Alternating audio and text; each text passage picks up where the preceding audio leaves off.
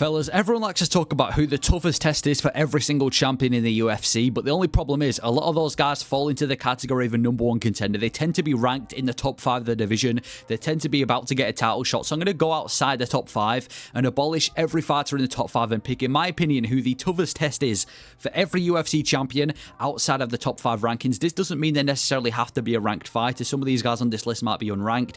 And again, I'm not saying that these guys beat the champion before you all start commenting saying it's a delusional take. I'm just saying, in my opinion, out of everyone in the division outside the top 5, these guys would be the toughest test for the current champions. Maybe some of them would even beat the champion. So yeah, we'll go in there with every single division. Let me know your thoughts on this list, and we'll go in there with the heavyweight division. Now on screen you can see the heavyweight rankings outside of the top 5. Quite a poor sight, to be honest. Not a lot of extreme talent in this image. So I've eliminated quite a lot of the people. Everyone I've just eliminated on screen, these guys would fall into the category of a fat heavyweight. I just don't think these guys would put up a fight against Jon Jones. I think Jones would find a finish on these guys within 2 rounds. Yeah, they're just kind of all, well, they're not terrible. They're good enough to make it into the rankings, but they're nowhere near good enough to beat Jones. And I think Jones, well, to be honest, it wouldn't surprise me if Jones actually picks a fight with one of these guys next instead of Aspinall, because, you know, very winnable for Jones. So I've eliminated quite a lot of the heavyweights just straight off the bat. And now we've only got 3 heavyweights ranked at end in the top 5, which is Stipe, Almeida, and Lewis. I'm going to eliminate Derek Lewis because even though he has the chance of KOing Jon Jones out stiff, we can't just rely on Derek Lewis to land the big shot. If he don't land the big shot, he's getting finished within 2. It would be cool to see Derek Lewis put Jon Jones to sleep, but I think it's more unlikely than likely. So I've eliminated Derek Lewis, and now we've got Stipe, who's his next opponent, and Gelton Almeida. Now I'm going to have to eliminate Stipe. I don't even think Stipe is Jon Jones' biggest test outside of the top 5. Because the thing about Stipe, the dude's, what, 40-odd years old? He hasn't won a fight in years. His last fight, he got KO'd out stiff by Francis Ngannou. He's been inactive. He's limping into arenas. Even though I think stylistically Stipe is a much more difficult fight than everyone else who I've just put on the screen, I still think Stipe gets put out there by Jones within 5. So I've got to go with Gelton Almeida. Now, a few reasons why I've ended on Gelton Almeida. First reason, very dominant grappling. Jones likes to engage his grappling a lot in his fights because in the light heavyweight division, he tends to be facing strikers a lot. And then when he came up to the heavyweight division, obviously he faced Cyril Gane. He couldn't have that against Gelton Almeida. Gelton Almeida is probably the best grappler in the heavyweight division right now, or at least has some of the best jiu-jitsu. Such a dominant grappler. And we also haven't really seen his stand-up. We've seen it a few times, but that's mainly just him setting up his takedowns. So I'm going to be intrigued to see how good Gelton Almeida's stand-up actually is, when he's not just trying to set up takedowns. And maybe he does try and set up takedowns against Jones.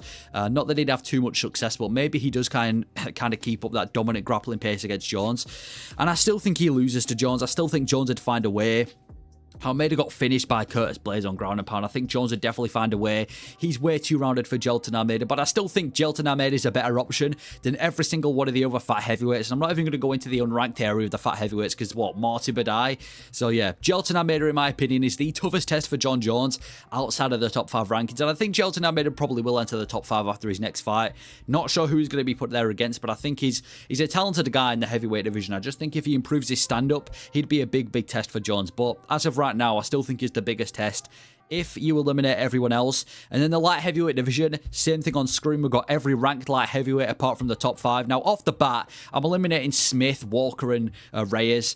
These guys would end up in a coma if they ever fought Pereira. I think these guys would probably end up in a coma, retired from the sport. These guys have to quickly get out the list before anything chaotic happens. Then we've got Bogdan, Azamat Mirzakhanov, and Alonzo Menifield. These guys are getting eliminated because even though they might have the tools to beat Pereira, they are nowhere near advanced enough in their MMA career to even beat Pereira. I mean, these guys, some of them have only just entered the rankings. Some of them are really early on in their career. I don't think we can really say these guys beat Pereira, who's pound for pound one of the best in the UFC right now, when these guys haven't really done enough to show that. So I'm eliminating these guys off the bat just because they haven't done enough in their UFC career. I'm also eliminating Volkan Oezdemir and Khalil Roundtree. Oezdemir is a very chinny guy, which you can't afford to be against Alex Pereira, and he ain't consistent enough. And Khalil Roundtree also ain't consistent enough, and I think he's just way too stiff and ploddy for Alex Pereira, to the point where Alex Pereira will just find that shot and KO him. Which leaves us with 2 light heavyweights now. We've got Nikita Krylov and Carlos Ulberg, and I've actually chosen both of them for this list because I can't really decide. Now, Nikita Krylov, he's really well-rounded. He's Nikita Krylov. He's got pretty good submissions, and he's also got a really good kickboxing base, and he's also one of the only guys who's highly ranked in the light heavyweight division who hasn't lost to Alex Pereira and also isn't coming off a loss. So I've included Nikita Krylov in this list. I don't think he'd beat Pereira, but I think if he can string together maybe 1 or 2 more wins, he's probably going to be fighting for a belt. The dude has disappeared from the MMA community though, so I don't think that's going to happen. And I've also included Carlos Ulberg. Now, Ulberg hasn't beaten anyone good. His best win is Alonzo Menifield, but I think Ulberg's the future of the light heavyweight division. Maybe this is just Vito Petrino Part 2 where he gets throat checked by Anthony Smith, but now Ulberg, I think he's the future of the light heavyweight division. He's got really dangerous striking, he's super accurate, and he's a young, hungry prospect, which is what we kind of need in the light heavyweight division, which has kind of just been the same guys over and over again. So for the toughest test for Pereira outside of the top 5 rankings, I think it would be Nikita Krylov and Carlos Ulberg. I think these guys would give Pereira the toughest test. Again, I'm not saying they beat Pereira, but if you look at the rest of the light heavyweight division, I think these guys would probably be the most difficult. And then we've got the middleweight division, the toughest fight for Dricus du Plessis. Off the bat, I've eliminated Jack Hermansson, Marvin Vettori, Chris Curtis, and Brendan Allen. These guys kind of fall into the category of good, but not great middleweights. These guys are never gonna enter contendership. I know Vettori has before, but I just can't see these guys ever being a big threat to the champion again. I think they're going to float around the top 15 rankings, but they're never going to progress further into the rankings. And I think Dricus wouldn't have a hard time beating these guys up, to be honest. I think he'd end up finding a finish on all of these guys within 5 rounds. I've also eliminated Anthony Hernandez and Caio Bralo, similar to the guys in the light heavyweight division. Not that these guys don't have the tools to beat Dricus du Plessis, but they're way too early on in their UFC career. These guys have only just become ranked, and to go from only just becoming ranked to beating the current champion Dricus du Plessis, I think that's super unlikely. So even though these guys do have what it takes to beat Dricus, it's way too early on in their career. I've also eliminated Costa and Delidze. Delidze's on a 2-fight losing streak in the middleweight division. He lost to Imavov and Vettori. I don't see him beating Dricus du Plessis, even though he is kind of stylistically a problem. And for Paulo Costa, I think honestly, Dricus du Plessis is a nightmare matchup for Paulo Costa in every way. Paulo Costa likes having a scrap, he likes having a firefight, but you don't want that when you're facing Dricus du Plessis. So I'm eliminating Costa straight off the bat. So now we've got 2 middleweights. We've got Michel Pereira and Chimaev. And honestly, I don't think Dricus du Plessis would have a hard time beating Khamzat Chimaev. I think he is a nightmare matchup for Chimaev. I think Dricus would probably end up finishing Chimaev within 5 rounds, especially with the fact that Chimaev hasn't really beaten anyone good in the middleweight division. So the only middleweight ranked guy we've got now is Michel Pereira, but I've also included an unranked fighter in Joe Piper. Now we'll start with Michel Pereira. I think Michel Pereira, he's just a super well-rounded guy. He's a dangerous kickboxer, as we've seen throughout his UFC career, and I think he's one of the best prospects in the middleweight division. I think he is going to climb the rankings, and he's also got underrated ground game. He's not just a fish out of water when it comes to the ground game. If Dricus takes him down, which is probably inevitable, Michel Pereira's got enough to survive. He's got good jiu-jitsu. He's got really good Brazilian jiu-jitsu as just Michel Pereira, and I think his ground game would be enough to hold up. And I've also included Joe Pyfer. I know he got beaten by Jack Hermansson, and it wasn't the most impressive performance, but it's the experience that counts for Joe Pyfer. And the thing about Joe Pyfer is I think on the feet, he has kind of got the best chance, because if you look at Dricus du Plessis, he's got this really messy striking style, kind of unorthodox, not the most technical style, kind of comes to brawl. You can't afford to do that against Joe Pyfer. If Joe Pyfer finds that chin of Dricus du Plessis, which considering Dricus' style ain't that hard to do, he has a very, very high chance of knocking out Dricus du Plessis because of how hard he hits. Because let's be honest, he's probably the most powerful guy in the middleweight division right now is Joe Pyfer. This guy might actually hit harder than Ngannou. And I think he has a very high chance of sleeping Dricus on the feet. And again, he also has an underrated ground game. I'm not going to say he's a very heavy grappler, or I'm not going to say he's a better grappler than Dricus. But again, not like he's a fish out of water when it comes to the grappling department. So outside of the top 5, I would say Joe Pyfer and Michel Pereira probably offer the toughest test for Dricus du Plessis. I think obviously the power of Joe Pyfer and just how well-rounded Michel Pereira is would offer a lot of test for Dricus du Plessis. And then the welterweight division for Leon Edwards, I'm eliminating Luque. He's already beaten Luque.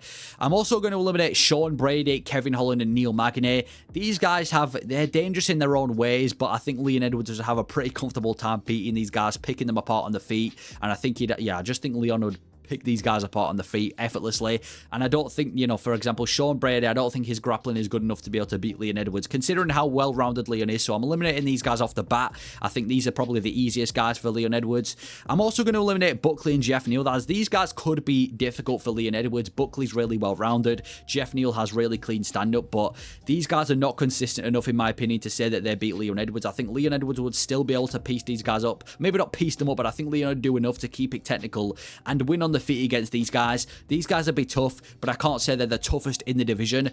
And then we've only got these 4 guys left. I'm eliminating MVP and Wonderboy. Now, even though these guys might be better than Leon on the feet, maybe, I don't know about better, but These guys would definitely be able to match Leon on the feet. Their ground game is where it lacks. MVP's ground game is horrible. Stephen Thompson has never really had the best takedown defense. I think Leon would definitely pose a lot of grappling into this fight, which would make it a problem for these guys. And they're just not well-rounded enough. Even though on the feet they would definitely have a lot to match, as far as grappling goes, in my opinion, these guys don't have that much to offer. So I'm going to have to eliminate both of these guys. And then we've only got two. We've got Ian Gary and Gilbert Burns. Ian Gary did not impress me against MVP. He was getting outstruck pretty comfortably against MVP. And when it came to grappling, he couldn't find the submission from many dominant positions. I'm eliminating Ian Gary straight off the bat. So the welterweight that I've gone for is Gilbert Burns. Now, the reason I've gone for Gilbert Burns, first reason, he would make it a dogfight. If there's anything Leon hates, he hates being in a scrap. He hates dogfights. Leon wants the fight to be as technical as possible. Gilbert Burns ain't doing that. Gilbert Burns, he's kind of one of those guys that can take a big shot. And I know he's been dropped by Usman, and even in his last fight, he got KO'd by JDM.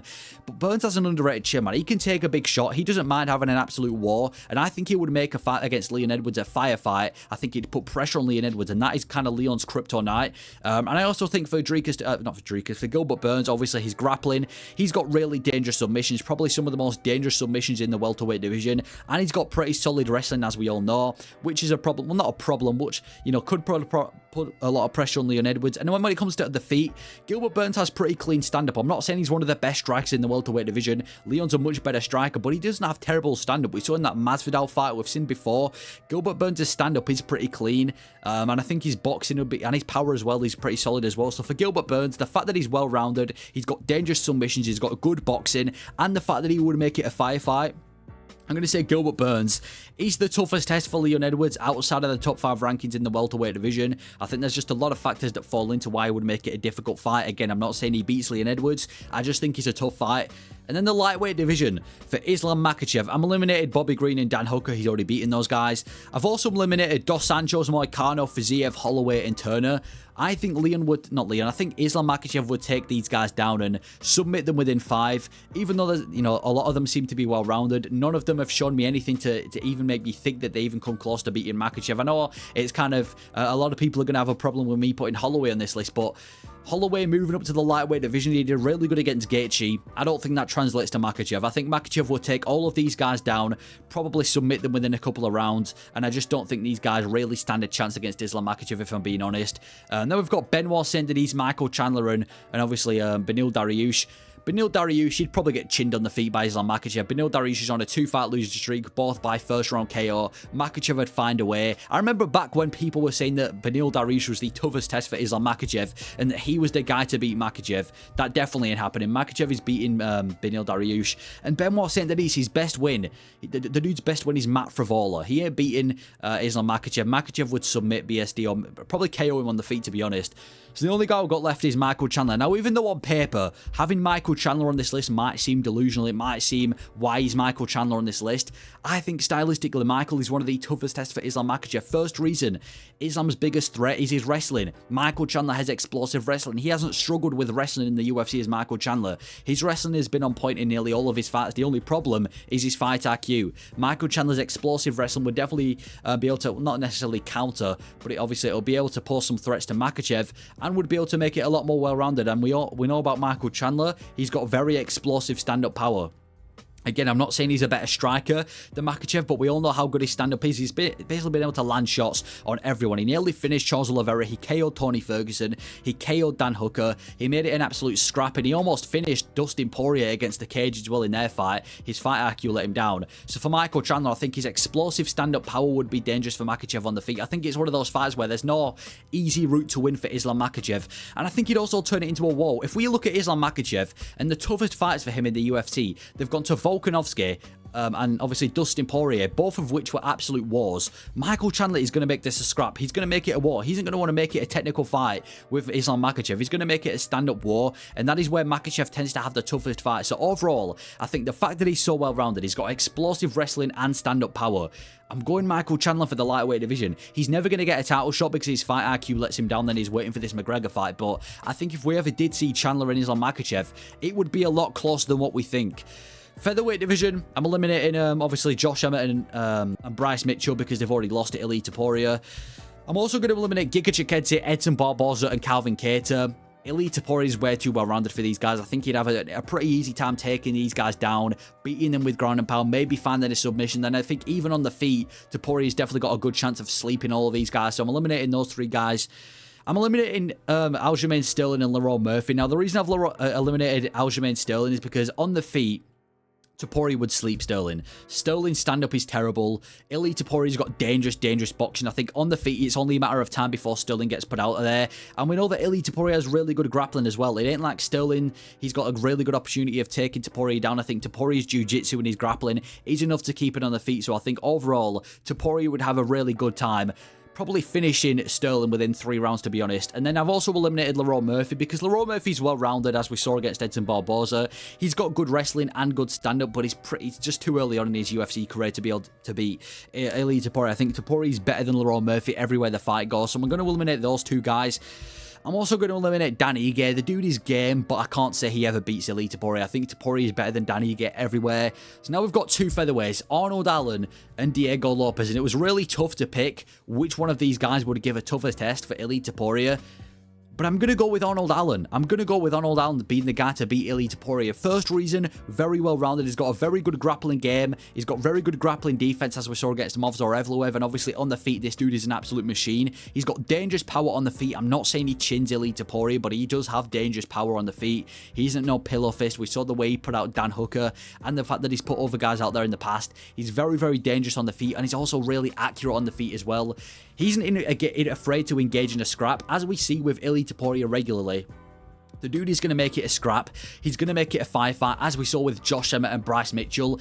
That is what Arnold Allen likes. He likes engaging in a fight. That's his bread and butter. He wants to be in a back-and-forth fight. That is where Arnold Allen does best. And he's got a pretty solid chin. We saw against Evloev and Holloway. This dude has a pretty solid chin, and I would go as far to say, recently, this guy has put one of the best performances against Max Holloway. We saw how Justin Gaethje did against Holloway. We saw how Korean Zombie did against Holloway. We've seen how a lot of the featherweights do against Holloway. Arnold Allen, even though he lost to Holloway, he probably put up one of the best fights against Max Holloway out of a lot of these featherweights. So I'm going Arnold Allen for the featherweight division. He's well-rounded. He'd make it a scrap, and even though he'd probably end up getting chinned at some point in the fight, I think Arnold Allen's a difficult fight for Ilia Topuria. If he can get back on track, man, Arnold Allen versus Topuria, I think that's a much more closer fight than people are expecting. Then the bantamweight division, I'm eliminating Davison Figueiredo. He's way too small. I'm eliminating Dominic Cruz. He's way too old. Pedro Munoz would easily get chinned by Sean O'Malley, and Rob Font is one of the chinniest guys in the bantamweight division. Those guys straight off the bat are getting put out there.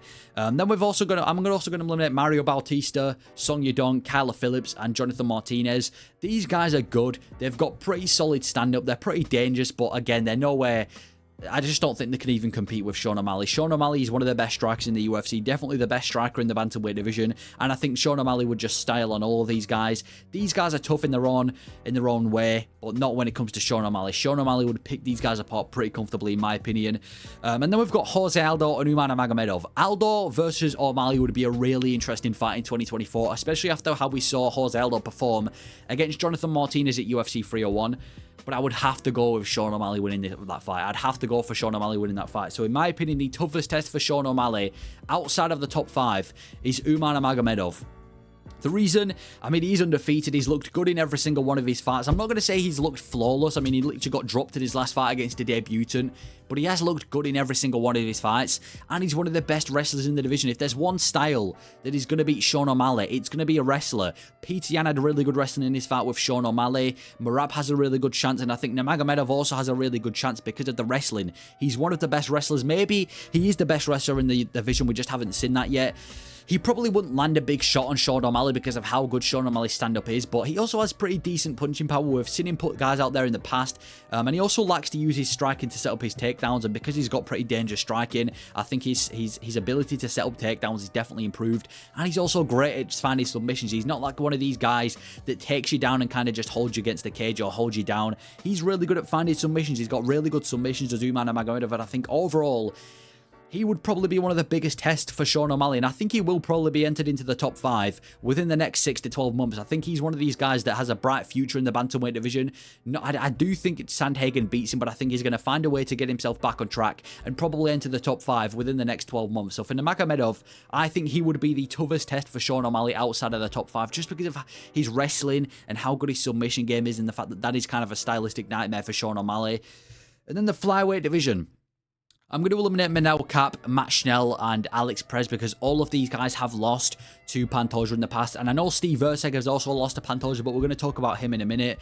I've also eliminated a couple of the other guys in the flyweight division just because these guys have only just entered the rankings. Pantoja, in my opinion, would finish these guys. He'd make it a scrap. These guys have shown a lot of flaws in the past. I think Alejandro Pantoja would finish these guys comfortably.